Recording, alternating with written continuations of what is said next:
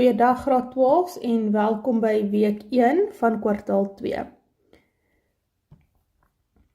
Hierdie week gaan ons trigonometrie toepas in 3-dimensionele vorme om die onbekende hoeke en sye te bereken en dan ook om 'n uitdrukking te skryf vir van die sye. Kom ons hersien gou 'n paar tegnieke wat ons gaan gebruik. Onthou, in enige driehoek kan ons die sinreël gebruik, die kosreël of die oppervlaktereël. Maar onthou wat belangrik is vir die kosreël moet die hoek 'n ingeslote hoek wees. En dan in enige driehoek sonder 'n 90 grade hoek kan ons altyd die sinreël gebruik en ons kan die kosreël gebruik wanneer ons met 'n vierkantswortel werk of wanneer ons 'n kwadraat sien. En dan in 'n 90 grade hoek kan ons gewone sin, kos en tanreëls gebruik. Net gou weer die sinreël werk ons met 'n sy en sy teenoorstaande hoek. 'n sy en sy teenoorstaande hoek. So dis sin B op B of dis sin A op A. Dit is die sinreël. Die kosreël het ons byvoorbeeld vir A kwadraat, dan het ons B kwadraat plus C kwadraat minus 2AB en dan het ons sin A kwadraat. So wat belangrik is hierdie A kwadraat wat hier is, die A kwadraat en die kos A moet 'n hoek en 'n teenoorstaande sy wees wat ons daar gebruik. En dan die oppervlaktereël het ons byvoorbeeld 'n halwe AB en dan sin van die ingeslote hoek tussen A en B. En dan ook belangrik, ons gaan gewoonlik met meer as een driehoek werk, so jy gaan vir jou 2 driehoeke kies en dan gaan jy 'n uitdrukking skryf vir die gemeenskaplike sy tussen die 2 driehoeke. En dis gewoonlik die hooftegniek wat ons gaan gebruik.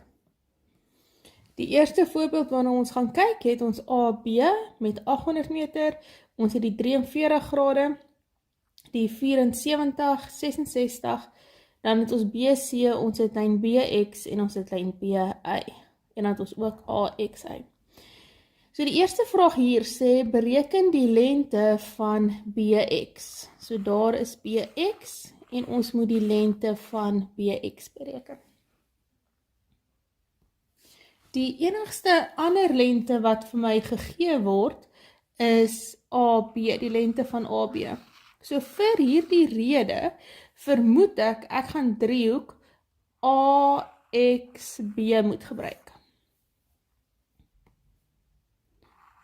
So omdat die enigste lengte wat ek het, die lengte van AB is, vermoed ek gaan die driehoek ABX moet gebruik. So hier is nie 'n 90 grade hoek in hierdie driehoek nie, so ek kan nie my gewone sin, kos en tan gebruik nie, so ek moet heel waarskynlik my sinreël of my kosreël gebruik. Op die stadium het ek een hoek en een sy. So ek kort nog 'n sy of ek kort nog 'n hoek. Ek kan nie net nog 'n sy skep nie, die maklikste is om die hoeke wat buitekant is te gebruik, om die grootte van die hoek aan die binnekant te bereken. Ek het 43, ek weet die hoek oorkant 800 is hoek AXB. Ons werk met 'n driehoek, hulle het vir my die buitehoek van die driehoek gegee.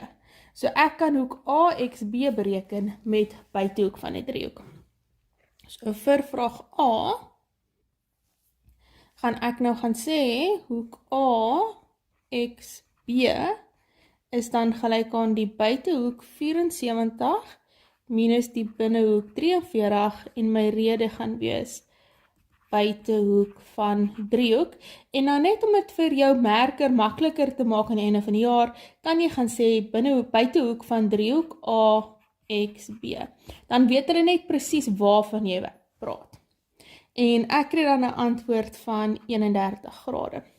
So nou weet ek, die hoekie binne is 31 grade. So nou het ek 31 en die 800, wat 'n hoek en 'n teenoorstaande sy is. Die vraag is die lengte van BX en ek het ook die hoek oorkant BX. So dit beteken ek het 2 sye en hulle teenoorstaande hoeke, so ek kan die sinreël gaan gebruik.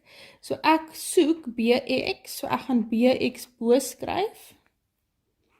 En dan die hoek oorkant BX is hoek A. En dan gaan ek ook AB gebruik en die hoek oorkant AB is AXB. En dan gaan vervang ek in. So dan BX op sin van 43 is AB wat 800 is op die sin van 31. Om BX op te los moet ek net oor kruis gaan maal met sin 43.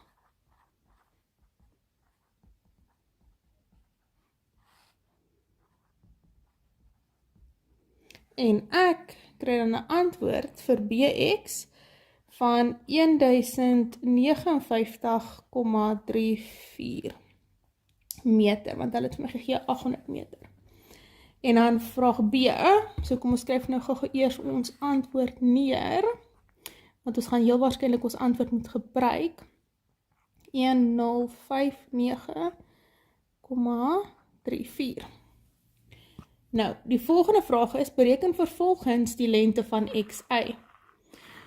So nou gaan ek heel waarskynlik driehoek van driehoeke moet verander, en ek gaan nou heel waarskynlik driehoek XY,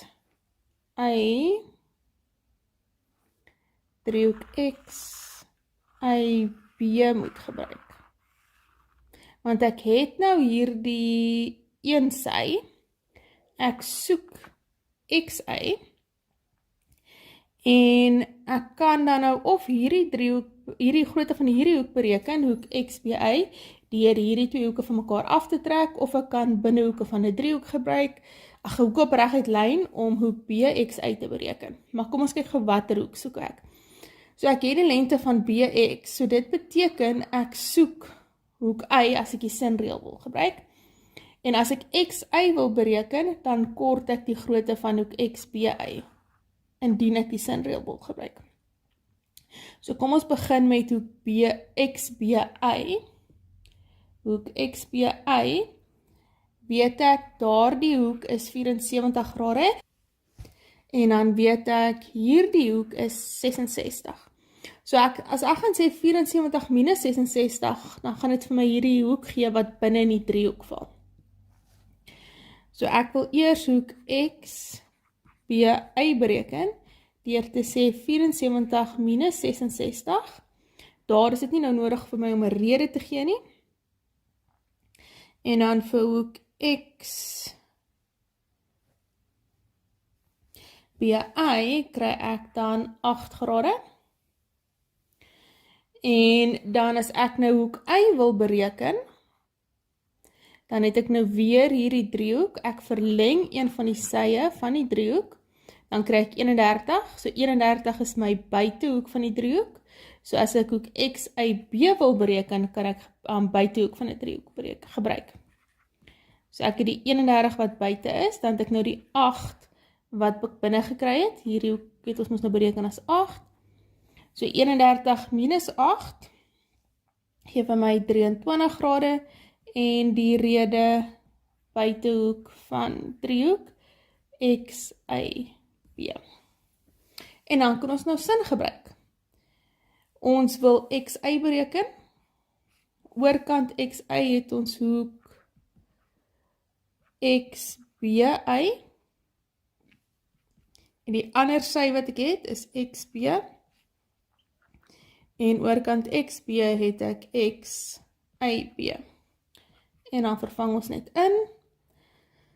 Sin XYB is sin 8. XB of BX het ek by die vorige vraag bereken. En hoek XYB is 23. So dan maal ons net oor kruis met die sin 8.